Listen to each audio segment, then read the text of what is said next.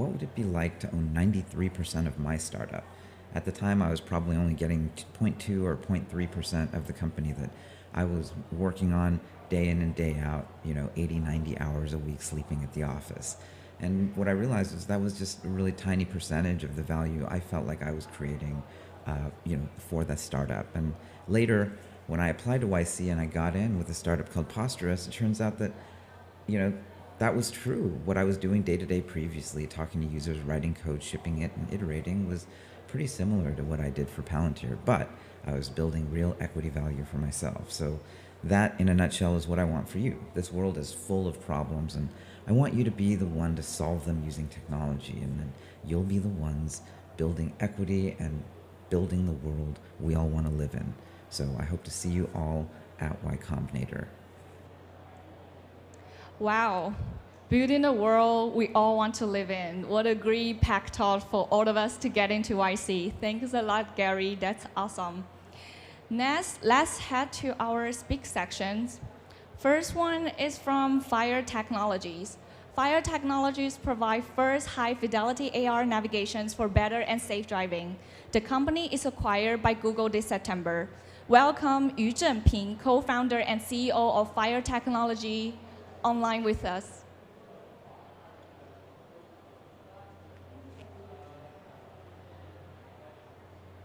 Hello, good night. Can everyone hear me? Yes, we can hear you. Great. Okay. Can everyone see my screen?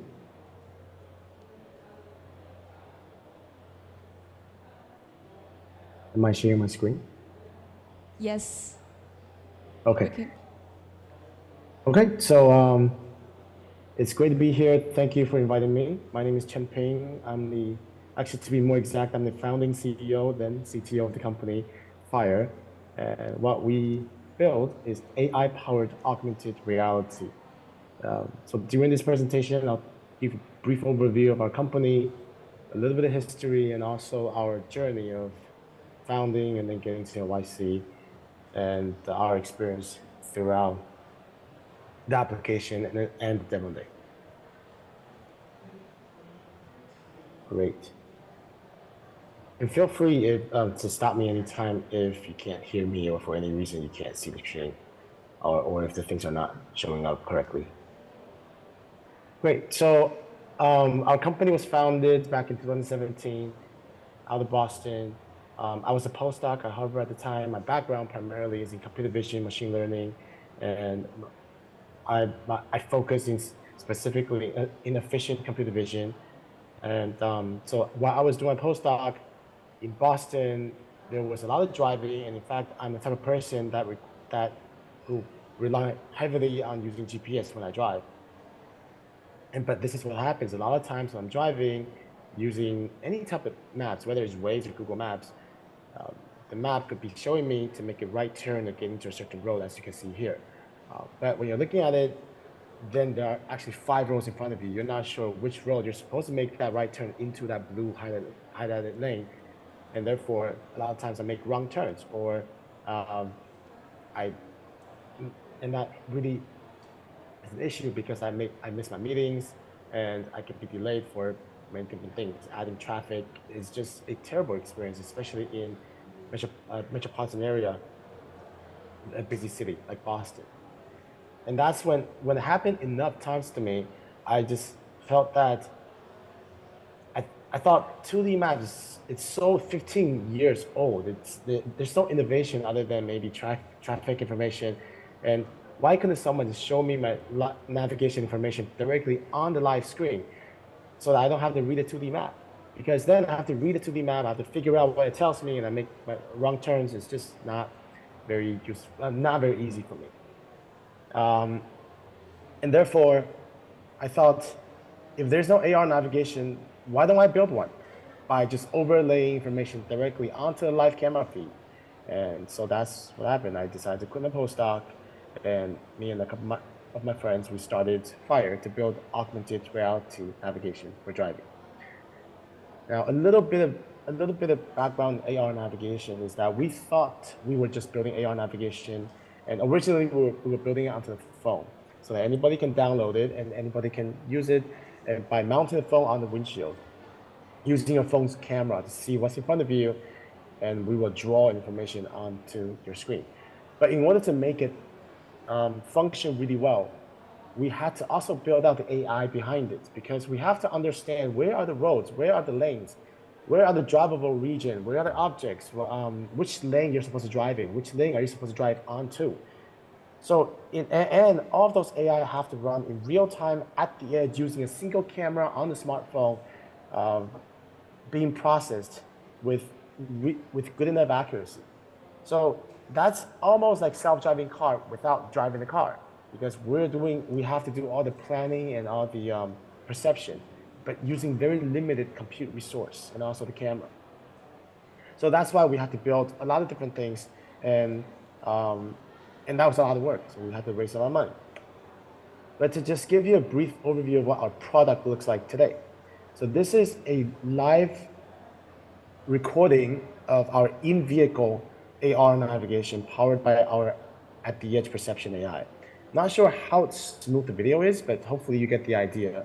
Is that we have the overlay on the road, so you know exactly which lane you're supposed to go, you're supposed to take, and also that here you can see the what we call the maneuver cues, 750 feet, 500 feet, 250 feet close your way from your next maneuver, including safety warnings such as pedestrian warning, frontal collision warning, and you can also interact with the environment, clicking on the nearby gas station and things can show up. This is a turn indicator that's locked in space telling you that this is where you're supposed to make a right turn, so that you'll never make any wrong turn. And this is arriving to your destination. So these are all real live recordings, and now we originally built our application on the phone, but later on we decided to transition into automotive, directly building into the car, because the phone was just too small, the screen size is too small. But yeah, so in order for us to build AR navigation that's user-facing, like I said, we also had to build AI behind the scene to understand where and what things are, so we can know exactly where to draw our overlays. And this is an example of that. So we have AI such as object detection, showing that we detect how far and where everything is, and you've probably seen object detection many times. Semantic segmentation, meaning pixel-based segmentation of everything. We do about 7 to 10 categories. We also do lane detection, segmenting different types of lanes, and also the lane geometry. So that helps us know how many lanes there are, which lane you're in, if you're kind of too close to one side of the lane or not. And this also helps us to figure out how to draw overlays on AR navigation. And finally, this is another AI demo showing that we also do monocular depth estimation using a single camera. And this is us kind of doing LiDAR without LiDAR, using just a camera, everything real time, showing we know how far every pixel is away from it. So we can use that for a distance estimation. So we have all those AI running all at the same time in real time using single camera at the edge. And that's our kind of differentiation. So since we built this AI to power our AR navigation, we also, our plan is to use this platform, this AI platform, to power even more applications in addition to just AR navigation. And things it can really include such as smart parking and picking up your passenger or your family member in AR.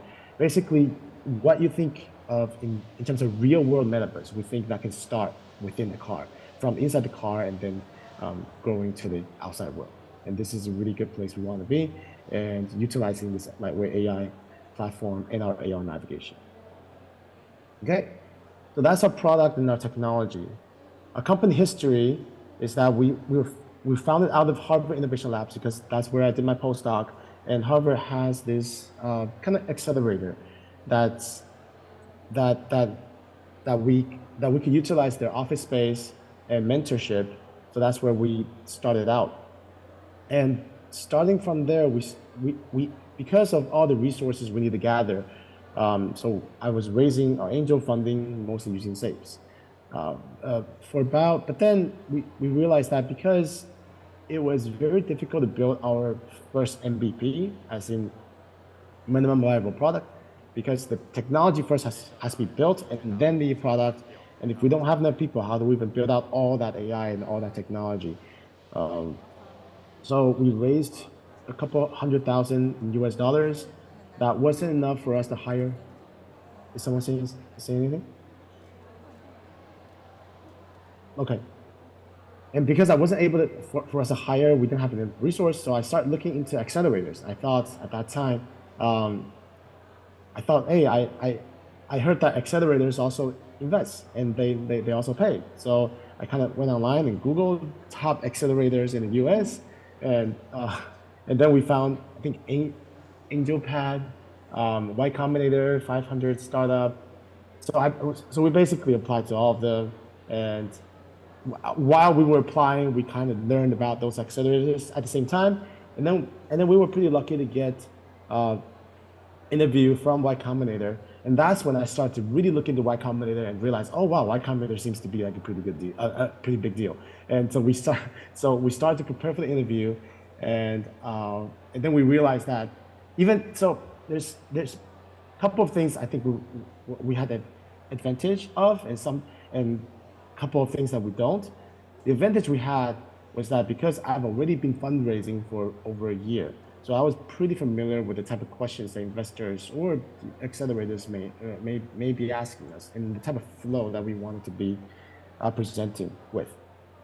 But the thing is, I also knew that a lot of times we couldn't get investment from angel is because we don't have anything really. All we had was a single tech demo of live mobile phone-based segmentation demo.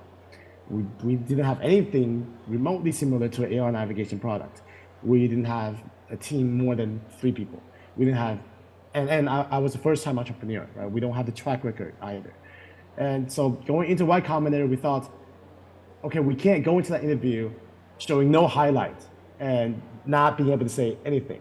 So we decided the strategy we were going to use was we're going to try to really lead the conversation, try to create the flow of our own so that we can direct the conversation such that we want them to follow our flow, and we don't want them to start asking us boilerplate questions such as, what's your market size? What's your business model?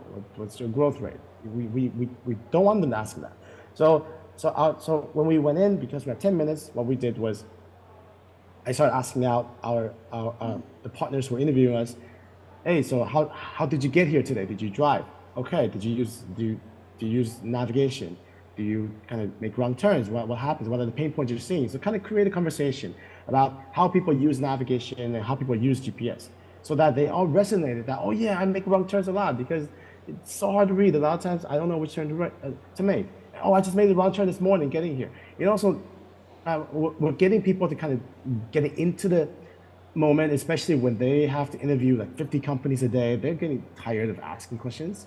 So I think they were feeling energetic about the conversation we're having, so that we can really get into, since you're all aware of the pain point, we're able to show that our product solves the pain point because we show you direction directly on the video screen, so you know exactly where to go. And then they understood our product very easily through that flow. And then we get into why this is hard to make, because it needs AI, it's a self-driving technology without driving the car. And then we showed them that, and we have to make it run on a smartphone. So then I pulled out my smartphone showing that, and here's our technology showing that we can run AI on smartphone. Nowadays, it might not be that uncommon, but 5 years ago, it was very uncommon. So and that definitely kind of got them interested of a live smartphone demo. And that's when they started asking questions we wanted them to ask. For example, oh, how did you make this? What's the technique, and what's your secret sauce? And they did not ask us about market size or business model or the current traction or user, and which is good because we only had 10 minutes. So that's how I think we really dictated the flow, and we were able to get their attention, and we got accepted into Y Combinator, and that was summer 2018. So after that, about a month and a half after that, we were able to raise our seed round. That was a $3 million seed round. It was priced, and it was led by Venture Reality Fund, which is a fund that focuses in AI and AR. And then fast forward 3 years later, we raised our Series A, $12 million. That was led by State Farm Ventures, which is the strategic venture arm of State Farm, which is the largest auto insurance company in the US. There's a lot of stories in between that 3 years, and even in between every round. and I'd love to share, but I don't know the time. So this is our kind of a quick history of how we got to YC, and now we go into YC a little bit. So, like I said, how we got to know YC was really just online search because we needed money and we didn't know anybody else who would give us money other than maybe accelerators. And so we applied to YC and then learned more about it when we got the interview. And as I mentioned, during the interview process, we really try to lead and manage conversation. I mean, I think if we had really good numbers, such as traction, or really good investors, such as, I don't know, A16Z, but then I think those would be our key, right? You want to make sure you shape your story that highlights your key metric, your key thing that you want to highlight. But we didn't have any of that, so we chose a different approach, and which worked out for us really well. And also another highlight was because that was before COVID, so we were able to run live AI demo in person, and that really caught their attention. After getting to YC, the program itself was very hands-off. At least that was 5 years ago. I'm not sure how it is now, but it was very hands-off. I think we had weekly dinner where they invited speakers during that dinner. Otherwise, I think there's also like a weekly all hands meeting. And then they expect us to kind of go back to our garage and work on our product and get that hockey stick figure by the end of the program. And so most mentor office hours are really just requested, and they're only there as needed. But they don't actually have courses that they teach you. They don't teach you how to build a pitch deck. They don't teach you how to do this. They don't run workshops, which is, I think, a lot of other accelerators. They do that, but not at YC. YC is very hands-on. And then about 2.5 months later, we get a demo day. Demo day was a very interesting experience, especially it was in person. So we're standing in a really nice stage, and a lot of people, a lot of high-profile investors in the audience. We only had like 5 minutes to really grab people's attention. Again, hundreds of startups giving presentation that day. So how do you grab attention? A couple key things is to address the elephant in the room, which means if people always ask you, oh, if you're doing AR navigation, what about Google? Are they doing AR navigation? Because their maps is everywhere, and people use their maps. So we want to directly address that. Like, oh, yes, they do maps, but AR navigation is AI, and AI needs to be lightweight. And our AI is 28 times faster than Google's AI. And I actually said that on demo day. And right after I said that, my field of view starts to narrow, and I all of a sudden feel my head is really heavy. And no joke, I told many times, I thought I was the first person who's going to faint on stage on YC demo day because I called out Google being 28 times slower than us in front of thousands of investors. But ultimately, I think overall that also worked out well for us, and we were able to get quite significant number of investor interest after that. So important thing is, find your highlight. Find the key that really makes your company stand out, and really tell your story, and try to avoid cookie cutter boilerplate type of template that people follow. I think being unique will make people remember you, and that's really important. Otherwise, I think that concludes my 15-20 minute presentation for today. Thank you, Mr. E. Thank you for detailed sharing. Let's start the QA. Is there anyone who has questions for you or share your thoughts with him? Just raise your hand.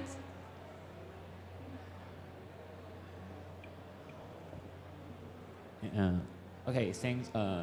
Thank you very much for your sharing, and it was very brilliant.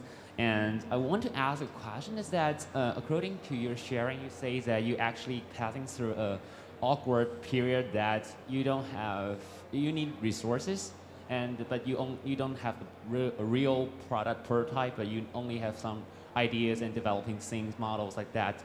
So I want to ask that during these stages, how can because our startup is also in this stage too.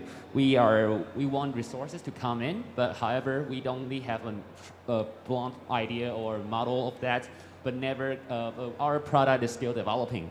So how can a startup survive these kind of stage? How can we find attractions and do storytellings to the potential investors, like in the combinators or accelerators like that? Yes. This is my question. Great question. So the question was that how do we tell a compelling story when you don't have enough of anything to show, right? And also don't have enough resource. So that's of course the name of the game for startup, for most startups, that we don't have anything and somehow we need to come up with the story to excite people that you're the right team to bet, right? All you need is money. So I'll throw money at you. That's what we want to achieve. And therefore I think what we really spend a lot of time on is, I think one thing that's common to especially technical CEOs. So my background, as I mentioned, is mainly in computer vision, machine learning. I was doing even a postdoc. I was ready to go into academia, and then I made the switch, right? So I think a lot of people felt that that's a good thing. It is a good thing, but it also is a bad thing. The good thing is accelerators such as YC and investors, they probably have stronger faith that you can build out your MVP without the strong need of hiring a team. Because a lot of times, most of the time, it's very difficult to hire. So the investors and accelerators, they have to believe that in the worst case that you're unable to hire, you're still able to build out an MVP. The technical founder is very good for that purpose. But it's bad because then as your company grow, your investors could start thinking, well, does this person really have the business chops to lead the company as a CEO? Does this person have the storytelling ability to excite people, to get people on board, even when they have nothing or they have bad stories? How do they turn negative things into positive sounding stories? And so that's key here, is that even when you're in the very beginning stage, when you have nothing, I think it's very, very important for you to spend 95% of your time as a CEO to really think about the craft, that compelling story that you can highlight, whatever you're able to highlight, make that the key of your pitch so that people follow your flow rather than asking you boilerplate questions. Because again, when people start asking you boilerplate questions like, oh, what's your market size? Where are your competitors? And what's your business model? How much money do you make? What's your revenue? What's your share? That half the time, that means that person doesn't really understand what you're doing, and therefore they're asking questions just to continue the conversation, right? But if a conversation is already ongoing, they're engaged, then you're kind of directing the flow. I think so. The key is to figure out a compelling story using whatever metric you have that you're able to kind of build your story around, and make that conversation very engaging. That is our experience in terms of how we were able to get funding when we had nothing, and actually also another thing is very important to show people that what your vision is. So we hired a very good visual designer to design the concept video of AR navigation. So we showed them that this is what we're building toward. Do you think this is something you need? And they see it, they're like, oh yes, this is what I need. And then we show them that, well, we're the team to build it. So all we need is money. If you want to team up, then we'll team up. So that's another thing, is really help the accelerator and the investor understand exactly what you're building so that they can feel more engaged. Hopefully that's helpful. Thank you for the questions. And one more questions to the audience. Anyone who has to ask anything or share your thoughts? Well, my thought is, as a newbie driver, as we call 马路三宝, I will definitely need a product. It fits the market fits right away. Okay, thank you, Mr. Yu. Thank you so much for detailed sharing. Next, before we head to the next speaker, we will give you a couple of minutes to grab a cup of tea over there. That is tea from the Jessie Tea, and I think they have oolong, green tea, and bubble milk tea. Now you can take them and go back to your seat. I hope you are thirsty.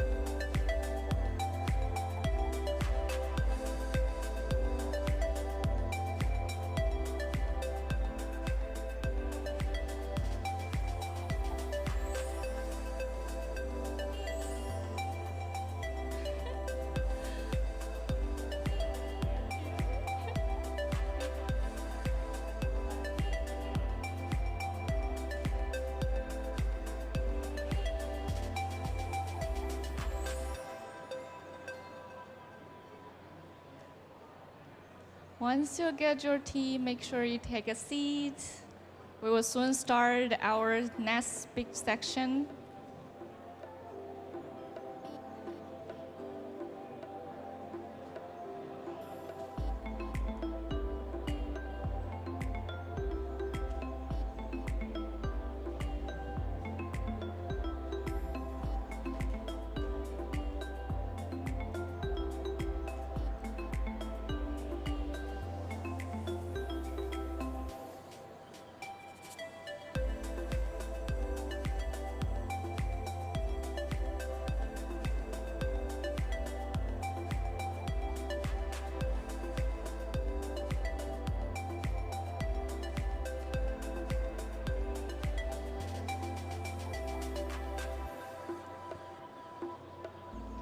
Okay, I hope you enjoy the tea.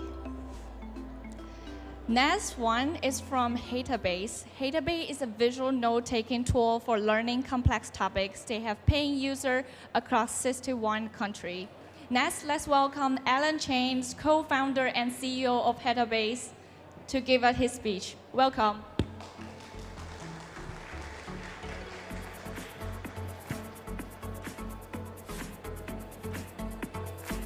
Hi, I'm Alan. I'm the co-founder and CEO of Heptabase. And Heptabase is a visual note-taking tool that helps you learn complex topics. And our primary users are project managers, software engineers, researchers, and students.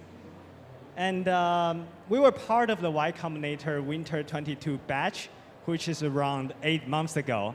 And we closed our seed round at April. And Chico invited me here today to learn some of the lessons we have learned and some of the advice that we have got during YC.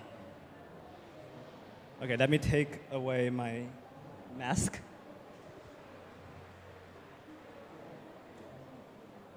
All right, so the challenging part of sharing the learning in YC is that they are already free on the internet. That you can just go to ycombinator.com and search the pocket guide of essential YC advice to find all the best advice and all the principles you should follow when you are starting a startup. So there's actually not much I can share about that. You can just Google it. I suggest you can take a photo of this screenshot, and that consists of like 90% of today's presentation. And the way I think about doing startup, actually the hard part about doing startup is not about learning what's the right advice or what's the wrong advice, because it's so easy to find the right advice on the internet. And the hard thing is about whether you can actually execute on this principle on a consistent basis. So what I'm going to share today is not what these advices are. Instead, I want to share some of the stories of how we execute these principles at different stages of the company. And to give a summary of all this advice from Y Combinator, we can put it in 2 sentences. Basically, if you want to do a startup, you want to make sure you are making something people want. And that means you want to continue build product and talk to users, and then learn from the users and iterate the product afterward. And the second thing is you want to make sure your company is growing. And in order to grow, you need to understand what metrics you want to grow. So you need to be able to measure the primary metrics of your startup and think about a strategy to improve it. So it's actually all about these 2 things when you are in YC, and even after YC, we're basically only doing these 2 things in general. So whatever we are doing, when we are working, we either talk to user or build product or think about strategy of how can we accelerate growth. So it's always about these 2 things. So this is the outline of today's presentation. I'm going to give a brief overview of what is Heptabase, and then tell a little bit about the motivation of why we started it. And then I'm going to share how we went from 0 to 1 user, 1 to 100 user, 100 to 1,000 paying users, and 1,000 to 10,000 paying users, which is our current stage. And then I'm going to share some of my final thoughts about how I felt after going through these different phases. So what is Heptabase?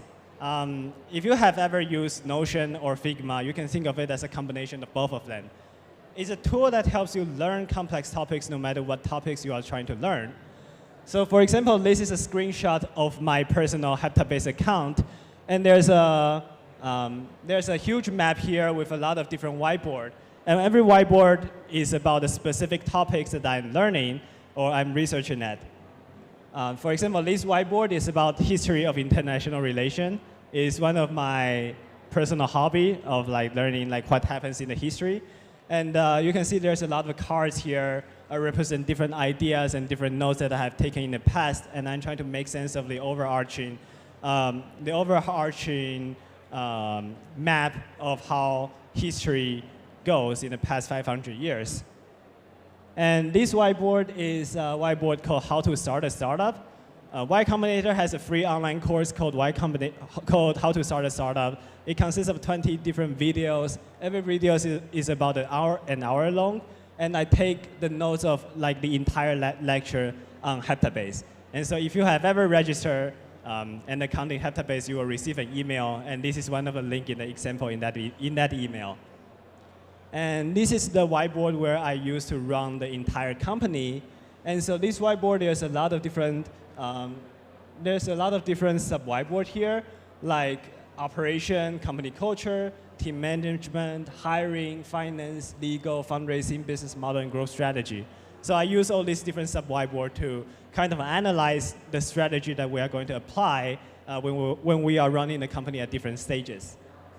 And this whiteboard is about retention and engagement. It's basically how to improve user retention, how to improve user engagement to the product. And this whiteboard is about product development, and this one is user research.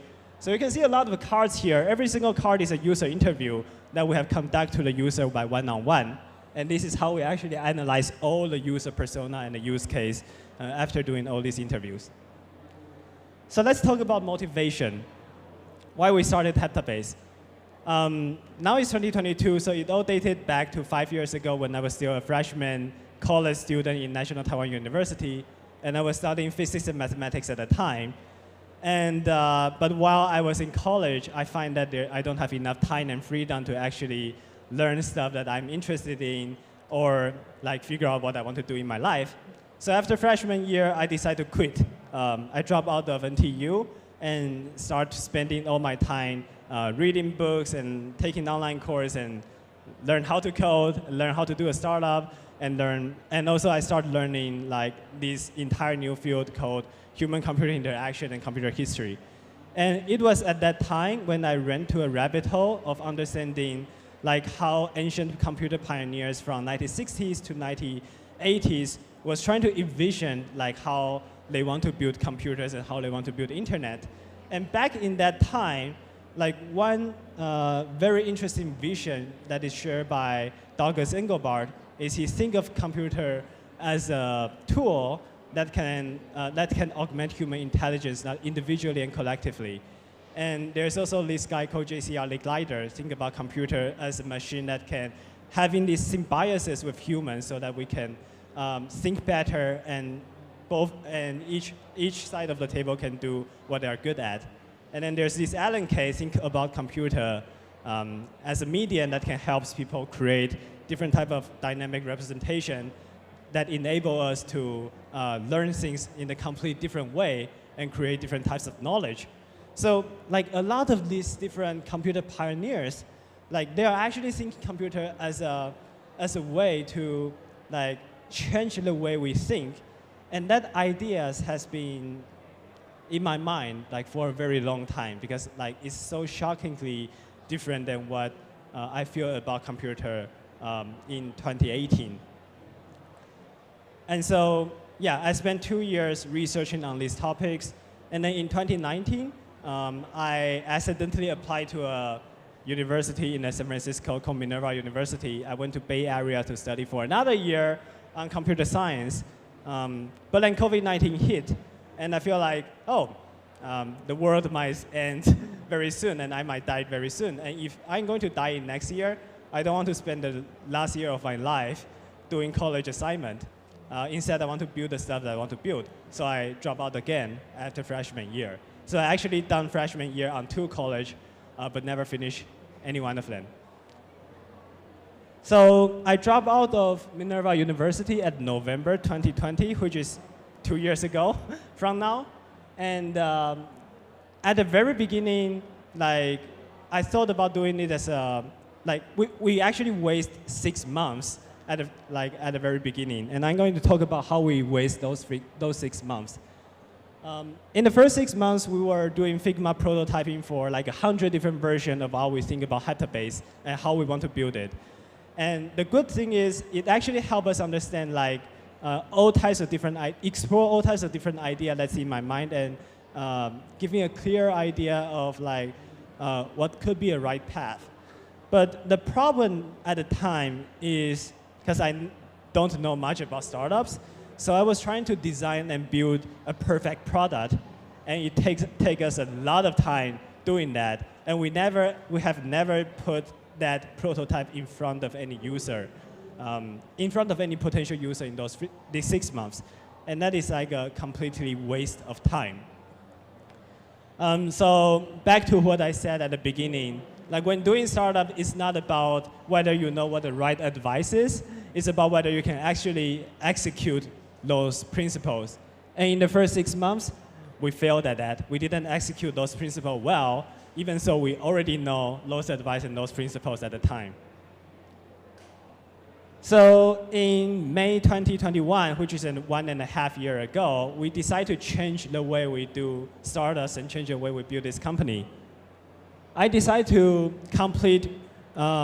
start over and build a minimum viable product in a week with only one core feature, which is a whiteboard with a lot of text boxes that you can move around and reuse on like different whiteboards that you created. And after I have led minimal viable product, I start direct messaging people in the internet. I go to Discord community I go to some knowledge management Discord community. I search a keyword, mind mapping, whiteboarding, visual thinking. Like I basically just dump some of the keyword and generate a list of people who could be our potential user or potential customer. I also go to Telegram to use a similar way to find potential users. And then I send them a message of like, hey, I noticed like you might have been facing this problem and we might be building something that could solve your problem. Do you want to elaborate on your jobs to be done? Elaborate on like the problem you are trying to solve and maybe play around with our prototype and give us some feedback? And the good thing is like some of them actually reply to us and then they tell us the problem they are facing, which help us generate our initial persona. And they also play with our prototype and start giving feedback and suggestions. So this is our minimal viable product. You can see it's very simple and ugly, and there's basically no features here compared to the one that I shared at the very beginning. And this is like the very first messages that I sent to our first user. He's a designer from Brazil trying to organize all his learning in terms of design and in his like freelance project. And like I text him like, oh, I saw your message in the group. I'm building this app that focuses on solving similar problem. Let me know if you're interested in testing out and provide feedback.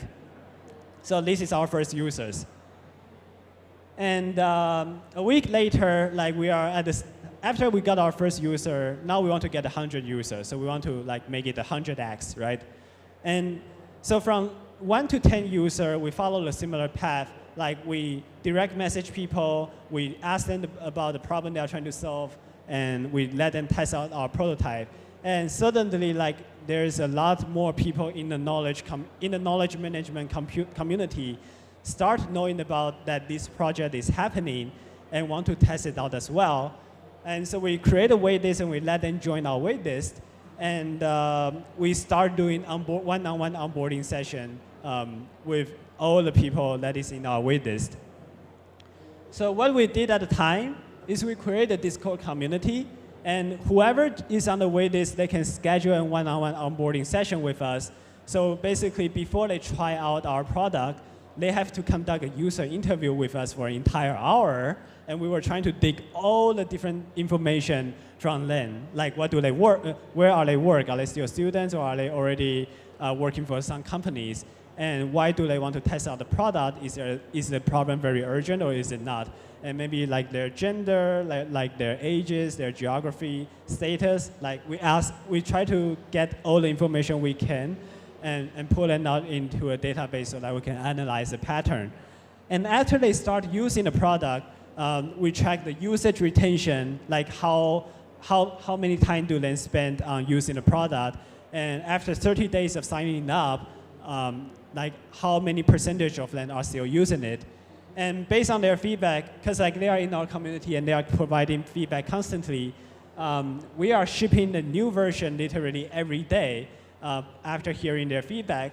So maybe like in this morning, this user give this feedback about like, hey, I want this feature which will make this workflow better.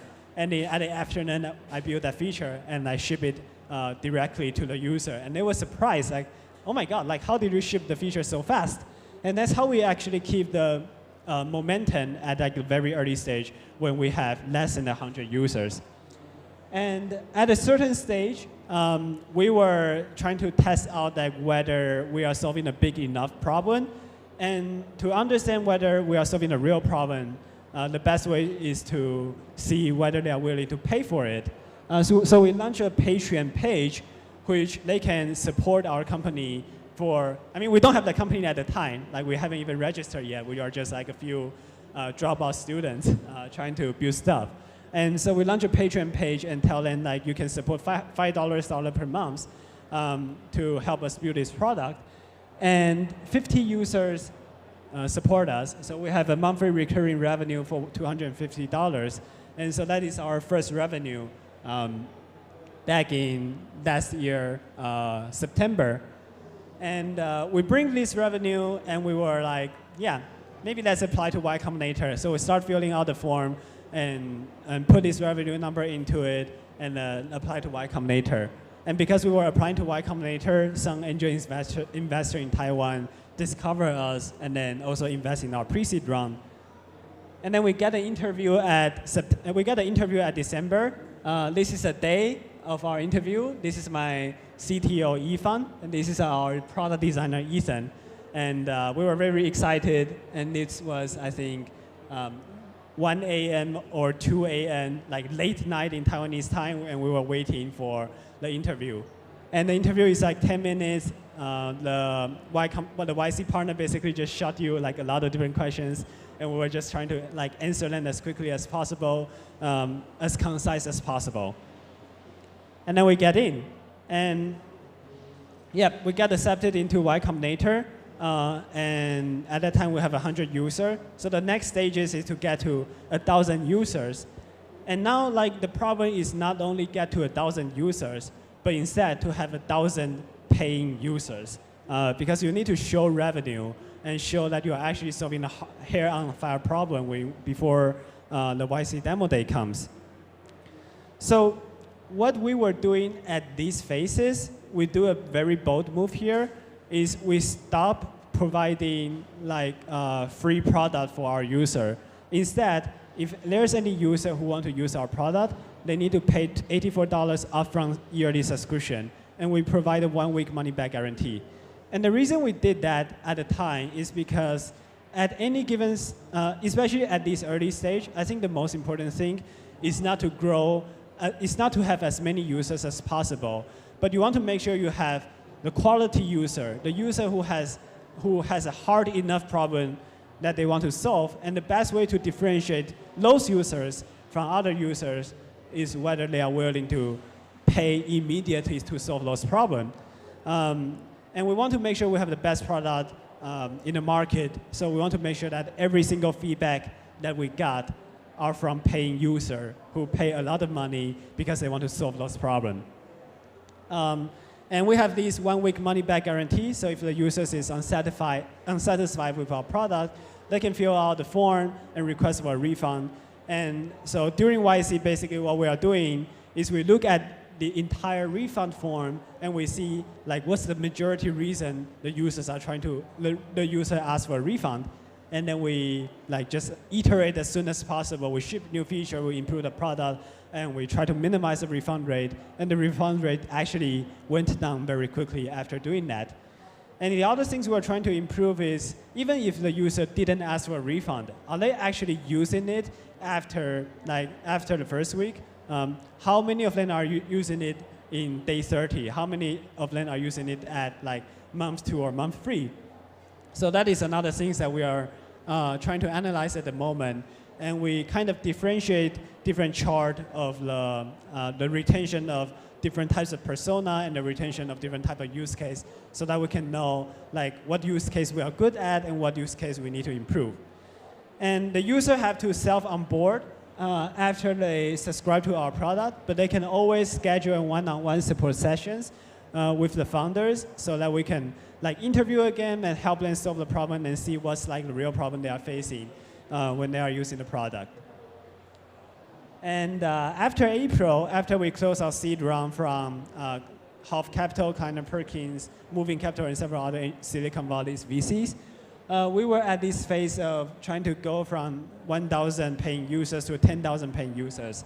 And this is actually the current stage, and we are in the middle of it. And in this stage, we are basically doing the same things. We are trying to reduce the refund reasons. Still, we are looking at all the current reasons of why people ask for refund. And now we start measuring DAU divided by MAU, so we can know how well the entire user cohort is engaging with our product. And we are measuring the user retention and time spent. And the good things when you have a few thousand users in a community is that you can actually get quantitative feedback in the community. For example, whenever we have these, we are unsure about what is our priority, we can just put some voting option on the community and let people vote for it. Or when we are building a feature, when we are not sure which design is better, then we can also just put it on the community and let user vote for it as well. So we make sure that every decision, every product decision, every design decision we have made is based on the real world data, is based on what our user want, not just about what we want to build. And even at this stage with 1,000 to 10,000 users, we were still doing this kind of one-on-one support calls with them, so to continuously upgrade our understanding about the users. So yeah, now we can look back into the principles that we have learned in YC. You want to make something people want, and you want to grow your company at every stages of a company. And you can see that when you have when you are at different phases of a company, you actually have many different ways of executing on these principles. When you are from 0 to 1, all you need to do is to find someone to use it and give feedback, and try to get them on a one-on-one video call to get as much information as possible. But then when you have, for example, 100 users or 1,000 users, then you need to start differentiate who is willing to pay for your product because they have a hard enough problem that they want to solve, and who is just hobbyists that want to test it out but don't really need your product. So you need to create this kind of differentiation to help me understand what is your priority as a company and what is your priority as a product builder. And when you are at 1,000 to 10,000 users, then you can do all this kind of voting option to get a quantitative analysis about what could be a better decision, so you don't just do things based on your intuition or on a small data set. But what's in common is, also we execute it differently, but at every stages of the company, it always comes back to these principles that you talk to users, you build product, you iterate it, you measure the metrics that you are trying to improve, and then you try to improve it. Yeah, it has been around 400 days since we've launched our MVP, and we have iterated around, I think, 200 to 250 versions. So on average, we have iterated one version in every 2 days, and that's our frequency of how we iterate the product and talk to users. And the final thought here is, executing these principles could be hard for some people and could be easier for other people. And the differentiator here is whether you are actually working on a problem that you find super interesting. Because when you are working on a problem that you find super interesting, and when you are working on a problem that you are very passionate about, probably the problem that you have faced before by yourself, then you will just do whatever you can to try to understand how to solve this problem. And all those principles will become very, very natural to execute. But if you are working on a problem that you just don't care that much, then it will be a very painful process to talk to a user who has those problems. You might not even know like where to find those users because like you don't know like who is facing this problem, right? And you might not have the momentum to like continue build iterate the product because you don't care about this product that much. You just care about like maybe growing your revenue, and that might end up like giving up because the process is boring. So personally, I think the best way to make sure yourself are executing like the YC principles is to make sure you are working something that you find really interesting, that you are committed into it. And yeah, I think that's my presentations. Thanks, Alan. Thank you for taking us to the whole journey of Heptabase. That's pretty amazing. Now we will open the floor to the audience. Anyone want to ask questions? Maybe the lady first.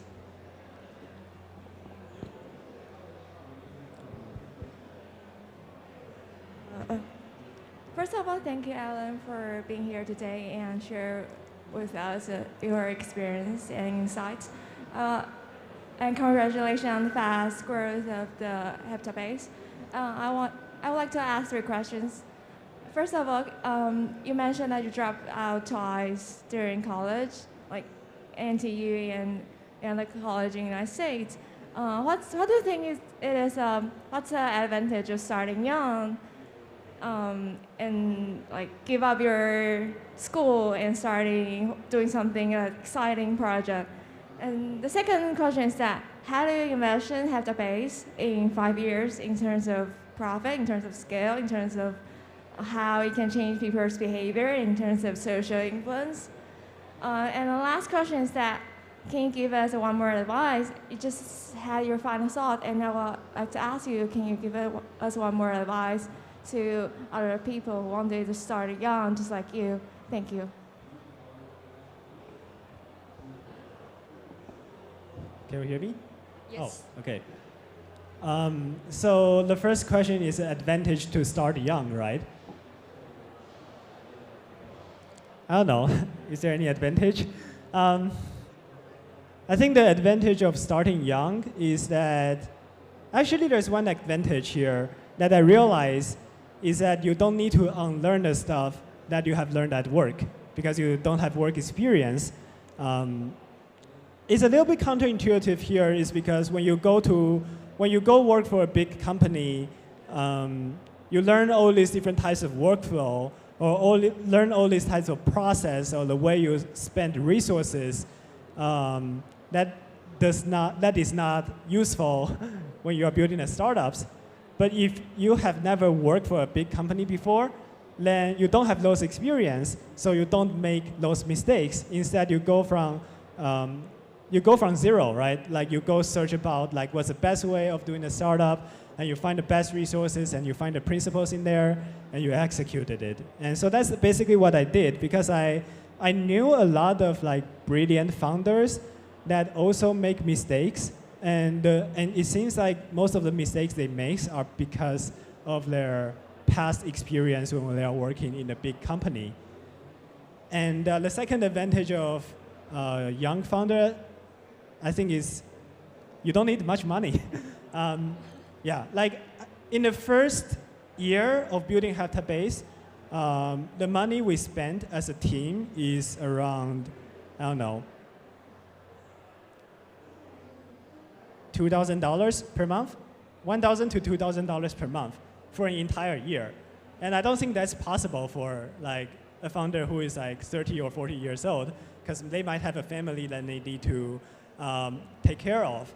But I don't have a family I need to take care of, so I can just like spend like $200 to rent a small place in New Taipei City, and then just like work days and nights and building a product and not get distracted. So that's probably another good advantage that you can operate in at a really, really low cost as long as you have the ability to build stuff. And if you want to build stuff, you can also go to the internet and find the resources to learn how to build stuff.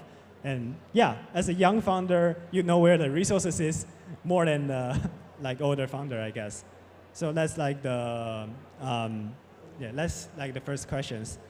And the second question is about like Heptabase in like 5 to 10 years, right? So Heptabase at this moment, we focus on helping individual learns better and think better.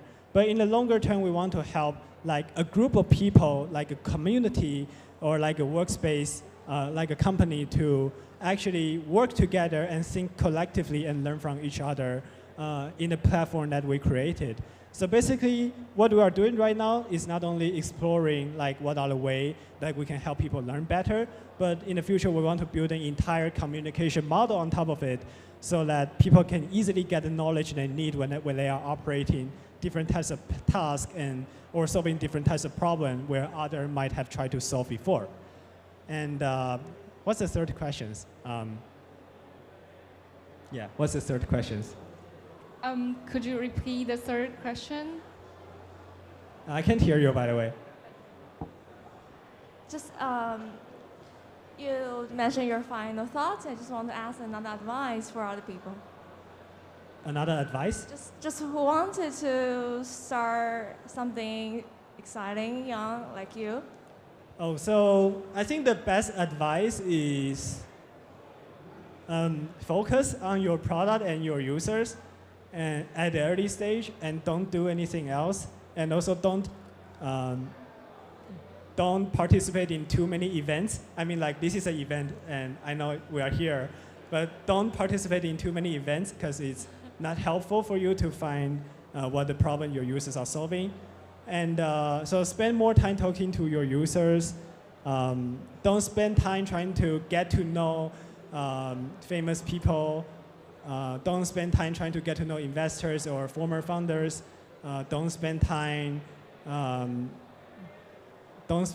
the panel section like this one. I don't know why I'm here. Chico told me we can come here and drink tea, and today is my Saturday. Yeah, so I take a day off. But yeah, don't spend too much time doing this kind of stuff. And yeah, and just build your product and talk to users. Yeah. Yeah, it's totally our honor to have you participating in. Let's give him the warm applause. And let's have the audience over here. So you talked about different kind of number of users. In terms of like order of operations, what kind of risk did you try to remove from the business? And kind of like what was your thought process on the kind of existential risks of the business? I don't quite understand can you repeat the question yet? In terms of order of operations, you talked about the different numbers of users you had in like building a product. But in terms of the risk, kind of product market fit, like business model, like value to customer, how you get to that customer. Did you have a thought process on which risks you wanted to remove from the business in which order? Yeah, so I think the biggest risk in the early stage is you are solving the problem that doesn't exist or that does not have a market. So actually that's why we charge very early and we create a very high friction with the paywall, is because we want to understand like whether the problem actually exists. A lot of YC founders I met during the batch, I think maybe 30% of it, they pivot during the batch because they realize that they are not solving the bigger enough problem, or people are not willing to pay for the solution to that problem, so the company will not be sustainable in the long term. Yeah, so that's like I think the biggest risk we were trying to mitigate. We talked to user and we asked them that if we can solve this problem to you, like how much are you willing to pay for it? Or like, do you want to use it right now even if it is imperfect? And by asking these questions, you actually get a lot of good signals of whether that's a good problem to solve. Thank you, Alan. Let's save some time for the next speaker, and then we will have more juicy stuff during the networking time. capture him in case he run away. Thank you, Alan. Thank you so much for your talk. Next one is from Chainsight. Chainsight does Web3 background check. They detect cryptos and NFT scheme in real time to secure digital asset. Finance, Trend Micro, PwC are all their customers. Let's welcome Ernie Ho, co-founder and CEO of Chainsight. Let's welcome.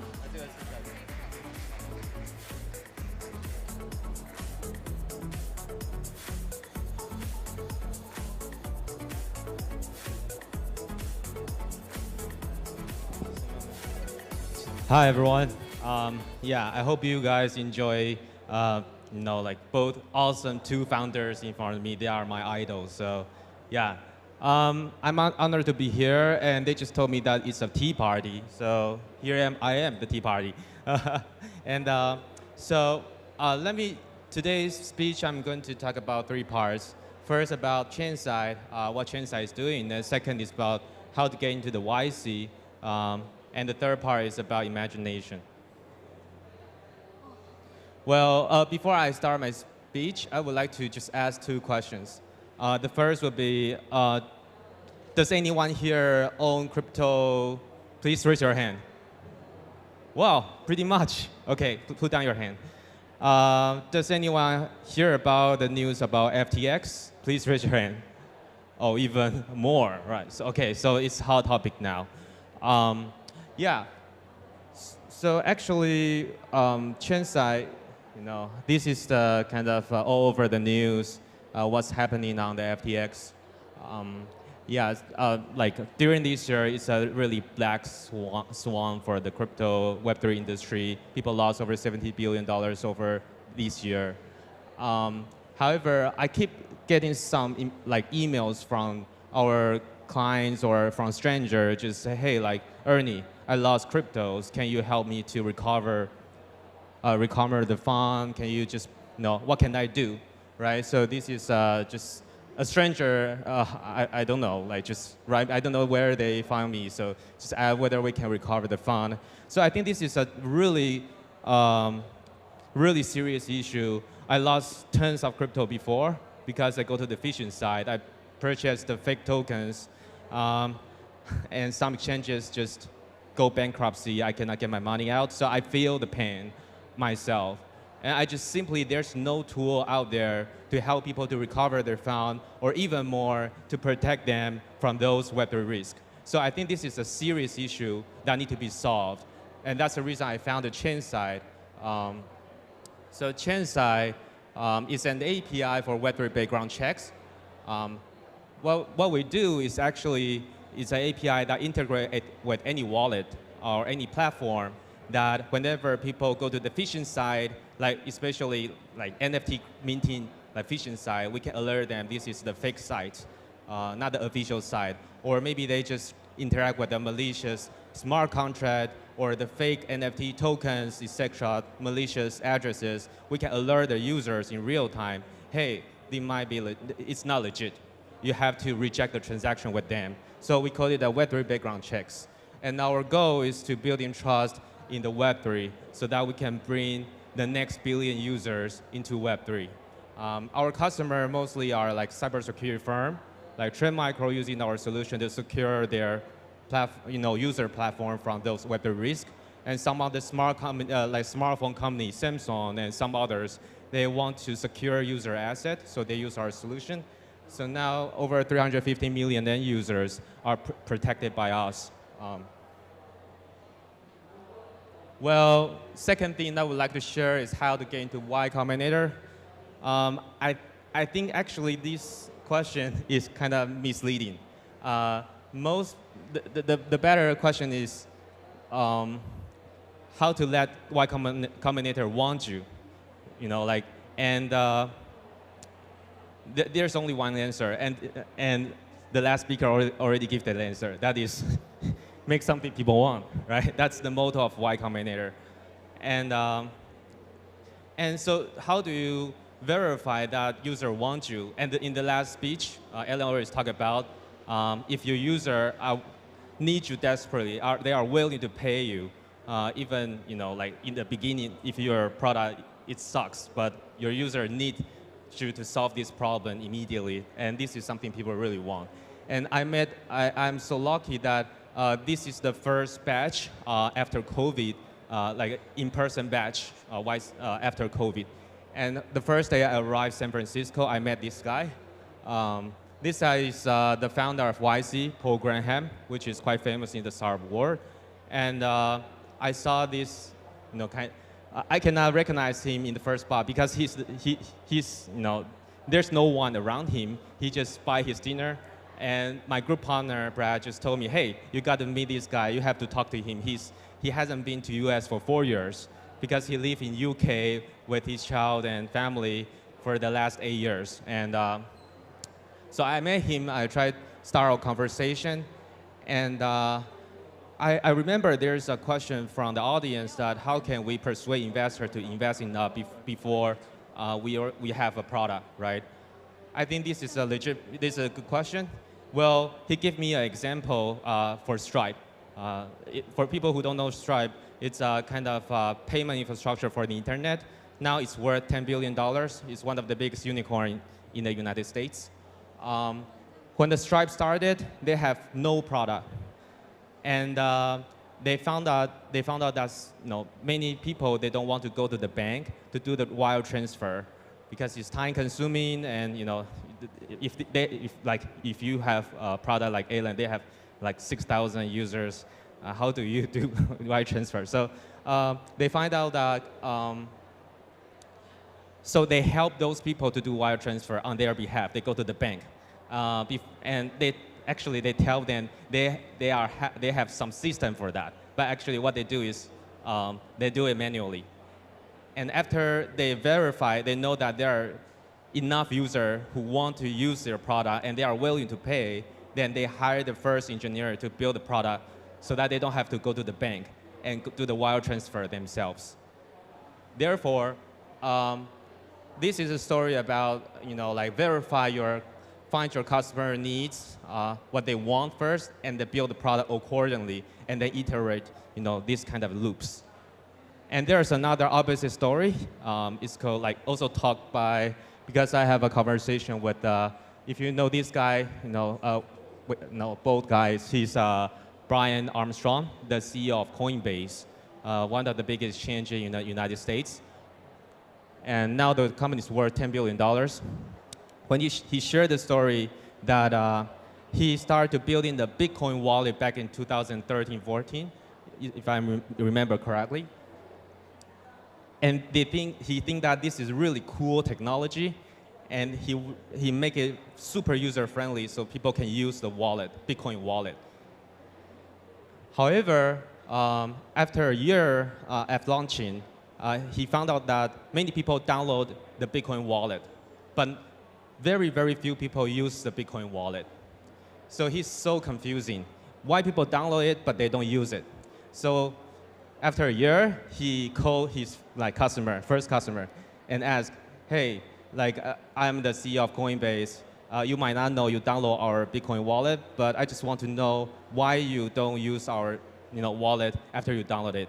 And the guy in the opposite side say, hey, I want to use your wallet, but I don't know how to buy Bitcoin.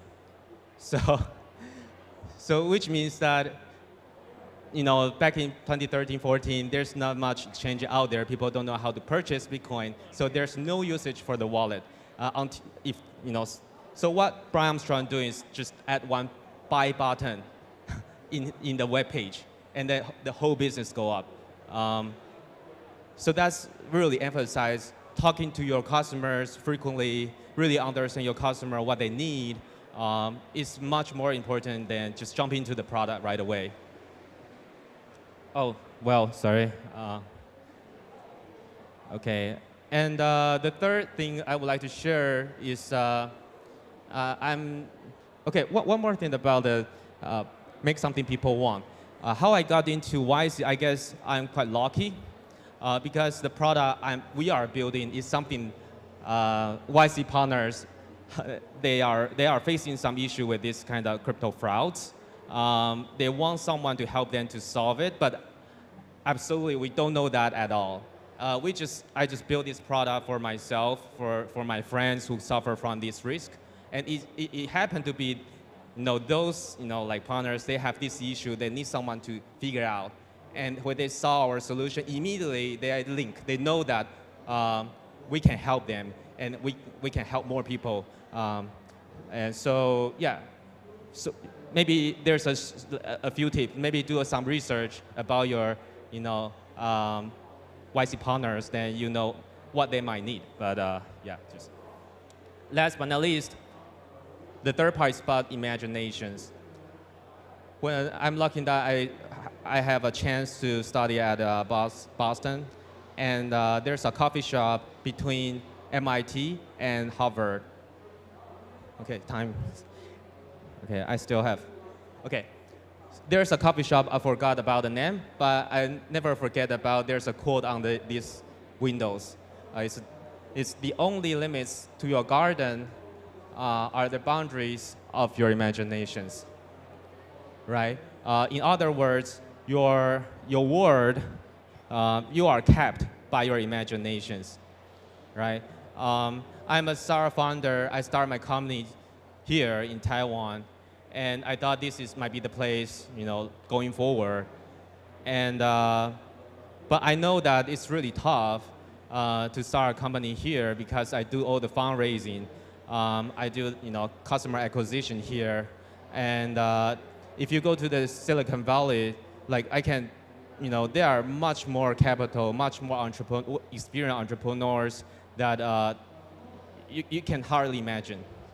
Right, so just one example, like during the first year I tried to do fundraising here, I met less than like 30 investors within the year and most of them want to do a lot of due diligence. They go to my customers and back and forth, and it takes about 3 months to do due diligence. Instead, in the after Y Combinators, I met over 100 investors over a period of 3 weeks.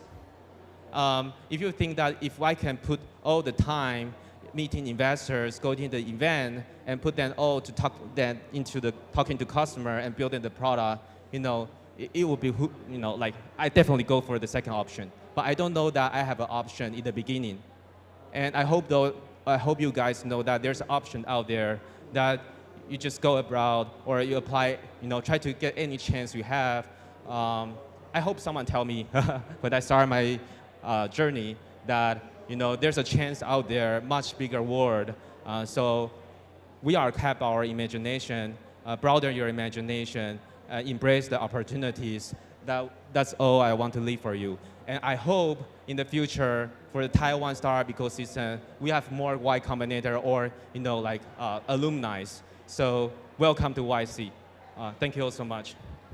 Thank you, Ernie. Thank you for the amazing sharing. I wish FTX used your service too, in case we lost a bunch of money. Please stay on the stage. We still have the QA section. Yes, sorry. Yeah, it's okay. So let's have the audience to ask the questions. Hi, Ernie. This is Richard. We're also at the same circle of crypto. Sure. Yeah. Yeah, I know. And yeah. I would like to ask you some insight or key secrets that how you can make your application more attractive to Y Combinators. Since we did the same applications this year, but unfortunately we didn't get any feedback from Y Combinator. But they just reply us, try it again. So we decided to try this probably next year. But I just want to know that what's the secret or insight that you think a good, applications to attract Y Combinator to get the first tickets for you to get an interview with them? Sure. Well, so let me rephrase your question just in case. Like, what's the secret sauce to get into the Y Combinator? You've tried once and you want to try the second time. Okay. Yeah. So. Actually, I applied for Y Combinator twice. This is the second, like I got in the second time. We are in the same situation. And there's a tip that, firstly, well, like we don't do exactly the same application, of course. We even changed the like originally our company is doing compliance. It's a blockchain analytics for the exchanges for those financial institutions, government. But now we have like kind of a 60 degrees to 90 degrees pivot. It's kind of going to solve the consumer problems using the same technology. So I recommend that you kind of try to find a little bit different direction. Maybe change your name. You like change. So yeah, like I don't know. It's just my experience. And then and second thing is that don't just ask more about how to validate your customer needs, right? Like Y Combinator really want to look into, like if you have traction, for example, like Alan, he got 100 users, paying customers.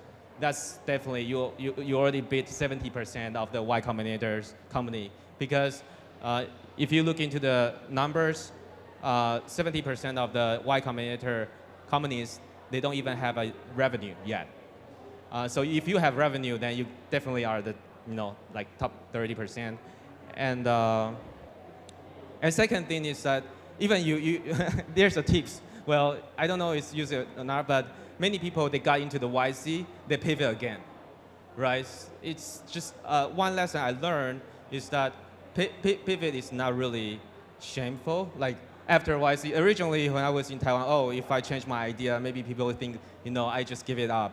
But for YC, all you need to do is really validate whether this is what people really are willing to pay. So I do like 20 degrees, 30 degrees pivot a little bit during the YC. It's not a big deal. And YC does offer a chance that if you are not ready for the demo day for the current batch, you can postpone to the next batch. So if you pivot during the batch, you still have, you can postpone, you have 6 months to prepare. Thank you. And one question for this.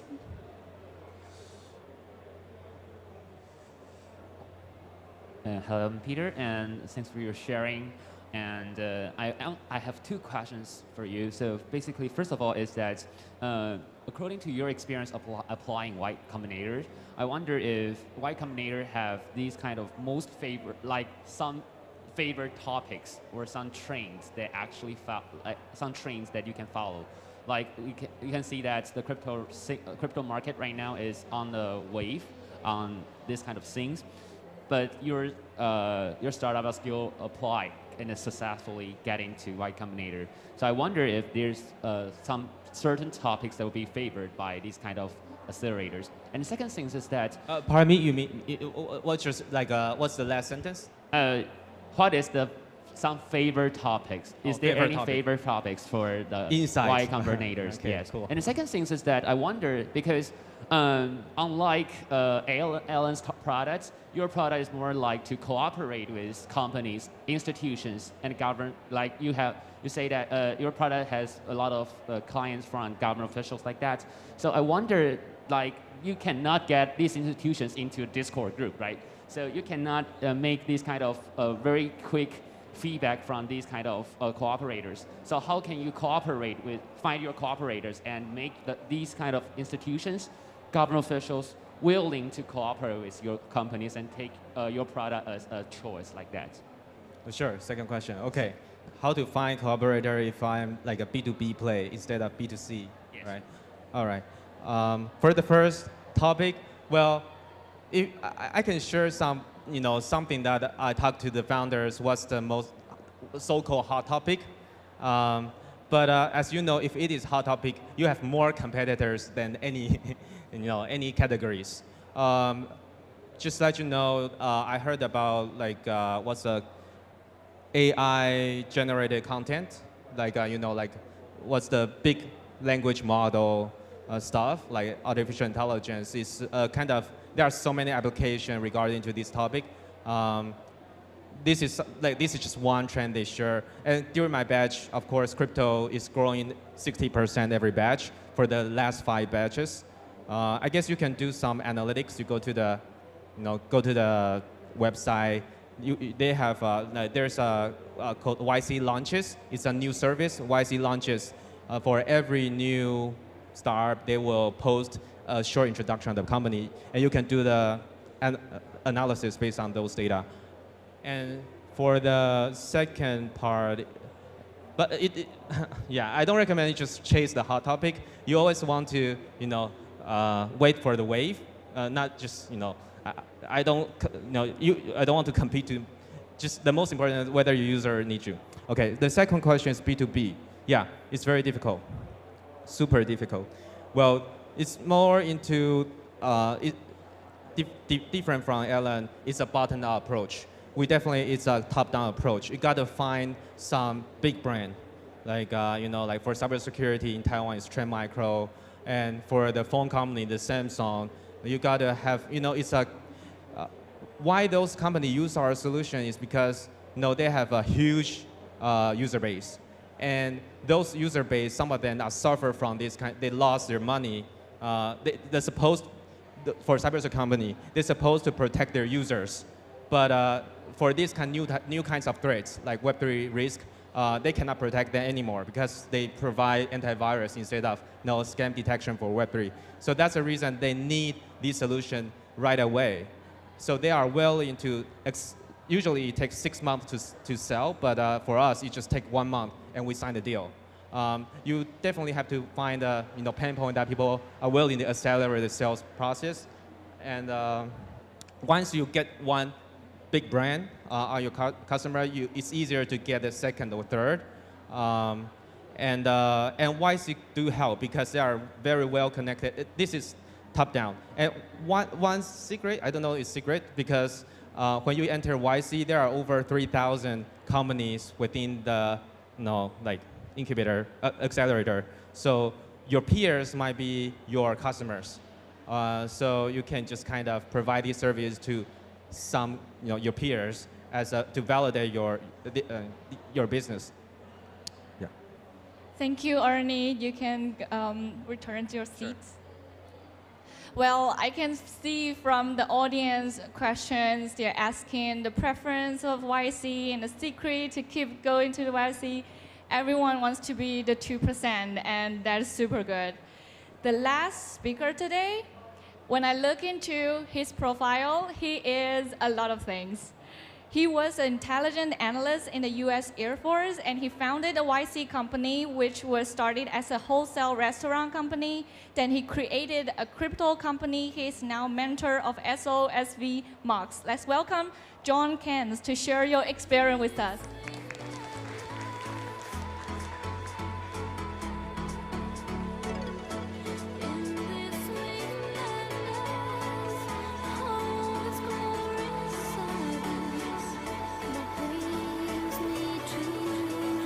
Hello, everyone. I'm John K. Nice to meet you all. Today, I'm going to tell you about the most generic startup advice and why it works. So a little history about myself. I've been scaling companies and founding startups for over 10 years. And I'm actually going to use 2 of the YC companies I was part of as examples through the lessons I'm bringing you through. Again, a little history. So the first one is a company called Phiar. It's a food delivery company. We do high-end food delivery, so we go to the nicest restaurants and deliver their food. We actually sold to Square for over 100 million back in 2015, and then resold to DoorDash for 400 million a couple of years later. The second company I'm going to be walking you through is the YC company that I founded called Gather Wholesale, and then we have to pivot in the middle of the batch and became a company called Welcome because of COVID. So here we go. First, just a little bit about YC. YC is the Lifelong Startup Network. You can imagine it like you become an alumni of YC, you become like an alumni of university. So if you went to Harvard or MIT, once you meet another Harvard alumni or MIT alumni, you have an instant connection, just like YC. For your applications, I think it's really a great way for startups to examine their business model and their whole company. So through all the questions the applications ask you, it really helps you examine your market and your team. Really in the applications, the mentors and the partners at YC are really looking for why are you and your team the perfect team to solve this problem? And how big is this problem? And you really need to exemplify that in your application plus your interview. For the benefits of YC, I'd say they are plentiful. So one, it gives you exposure to the best venture capitalists in the world. YC is a top accelerator. They have connections to a lot of different top companies. And so you actually get to talk to people that have been through it, that have grew their company in similar industries or adjacent industries. And it also allows you to create business partnerships and network with investors, customers, everybody that you would need to really make your startup successful. And now we'll get into the lessons. So, number one, find a problem worth solving. So if you're doing a startup, you need to create a company that is venture scale. So you need to find a problem that's really big, and enough people have that problem that you can make a lot of money. And that's the only reason why a venture capitalist would invest in your company. So for Caviar, we wanted to eat great food. This was back in 2013. I was the third employee at Caviar. The co-founders were my college classmates from UC Berkeley. And when I joined the company, they were like, hey, we deliver 30 orders a day. It was nothing. But we realized that food delivery at the time was just like Domino's Pizza or your local, not that great Chinese fast food. And you couldn't really get the good food delivered. And we're like, hey, we want to eat great food. Lots of people want to eat great food. Why is none of this being delivered? Why can't I get like nice restaurants delivered? And so we wanted to solve this problem, and we realized, a ton of people wanted to solve this problem as well. So we realized that this problem was big. The market, was ripe for growth, and the industry was ready to take off. Oh, something popped up. And so for my other YC company, Welcome, so this is kind of an interesting story. When I started Welcome, it was actually called Gather Wholesale. It was a restaurant wholesale company, and we had about 120 restaurants on our platform so they could buy their wholesale food. But 1 month into YC, COVID hit, and so every single restaurant shut down. And the partners were like, hey, you cannot go forward and present on demo day with this because the restaurant industry is shut down for the foreseeable future. So we started to try to figure out our pivot, and we were sitting in a lot of virtual meetings, virtual conferences, and we were like, why do these virtual conferences suck?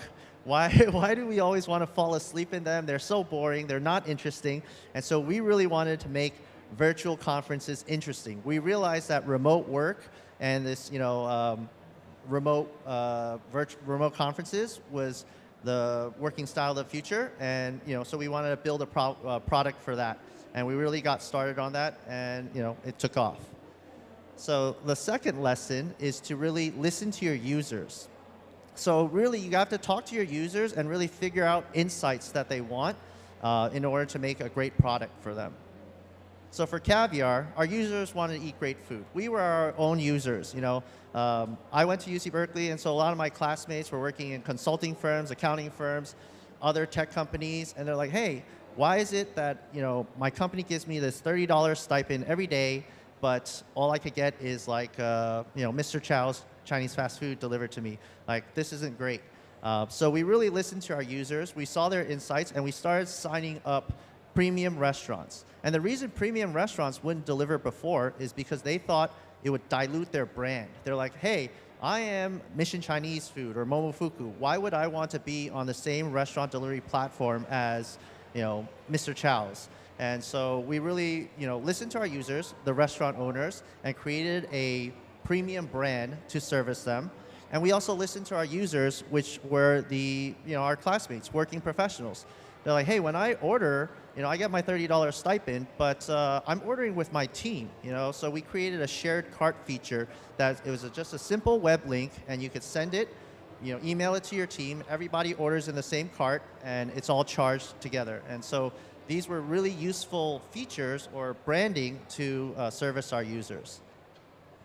And for Welcome, we sat through hundreds of different interviews with industry professionals, people that were organizing conferences, people that were the technicians, and marketing companies that were sponsoring conferences. We realized this was a huge industry because the conference industry was, a couple $billion industry, but it was shut down because of COVID, and so it had to go virtual. And so we listened to what these users wanted. They wanted to have interactive experiences with their audiences. The marketers wanted to learn insights and see what people were clicking on, get all their emails so that they can go out after the conferences and contact them, which is why they're sponsoring these types of conferences. So people really wanted something better than Cisco WebEx, better than what was out there already. And thirdly, is really just optimized for speed. So you're a startup. Your default state is to die. You're going to run out of money. You need to optimize for speed. You need to be scrappy and really prove out your concept so that you can raise money and keep going. For Caviar, we did things that didn't scale. We realized, hey, building out a full-on courier app for delivery and restaurant platform for the restaurant tablet for delivery is going to take too long. So all we did was we made a simple website. Every single courier could see every single order going on, but we just told them, don't touch it. Only our dispatchers are allowed to touch that stuff. And then restaurants would just receive all their orders via email. But it enabled us to scale and really get to over 100 orders in about a month and a half when I joined. So from 30 orders to over 100 orders. And we were able to prove it out. We just had to be scrappy. We had to go out there and deliver our own orders and onboard restaurants and couriers at the restaurant themselves. You just have to do everything that you can to make your business work. And for Welcome, we realized building out a full-on video conference system is going to take months. So instead, we built a Figma prototype. And with this Figma prototype, we just went to all these different web event managers and showed it to them. And it's like, is this the feature you would like? Is this what you would like? And after hundreds of iterations and interviews, we came across okay, this is a universally accepted set of features that these event managers would like to use. And then is the only time that we actually started coding. So we actually did 2-3 months of all these customer interviews to really figure out and hone our product before we started coding, and so that none of the code would be throwaway code. So to reiterate, the 3 principles I really want to emphasize is to find a problem worth solving, listen to your users, and optimize for speed. If you follow these lessons, your startup should have the highest probability for success. Thanks. Thank you, John. Thank you so much for the talk. Now let's have the QA sections. Anyone wants to ask questions? Maybe the third over there. Hi, thank you for introducing your company and sharing your experience. I have a very specific question for Y Combinator application process. I'll give a very quick background of what I did. I'm a research scientist, and I developed a medical imaging hardware technology, and I built a fantastic demo video, and I actually showed it to many doctors who loved it. So I applied for the Y Combinator thing, and I took everything seriously and so on. The thing is, I was expected to hear the outcome today. They said that if you apply before deadline, you will hear from us. And I just saw the email, wasn't accepted. The question is, they have not actually watched my video. I know this. So is this normal that they have too many applications that yours probably won't even be looked at? Then it's a bit fishy for me. I mean, maybe it's not in your domain, but do you have any experience about this? I know for sure they didn't watch my video. Okay, I'm not sure about watching your video. Usually they do go through every application and watch it thoroughly. But what I would say is YC loves persistence. So you should question them. Email them back. Be like, hey guys, I'm really sorry to hear I didn't get in, but I noticed you haven't watched my video. I think you would learn a lot more about my company. And I really encourage you to watch my video and reconsider your decision. So yeah, I mean, YC is getting like 20,000 applications all at once. So it might have been an oversight. I don't know that they do that. I know that typically there's dedicated teams that are reviewing every single application, so they should have watched your video. But yeah, go for persistence. I mean, they already said no once, so might as well try. And then if they watch it and pass on you, build your business, scale your company a little bit, and apply again. A lot of YC repeat applications get in the second time. So I really encourage you to just be persistent. Thank you. And one more question. Let's give some love to the third over there.